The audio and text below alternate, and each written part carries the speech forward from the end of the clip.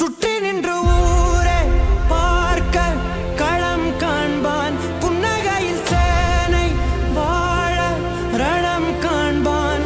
பேரை சாய்க்க பல யானைகள் சென்ற போத நீ சிங்கம்தான்.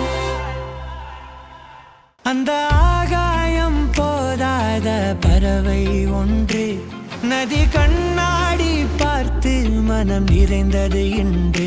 கடலால் தீராத எறும்பின் தாகங்கள் இலையின் மேலாடும் பனி துளி தீர்க்கும். தீயை நீ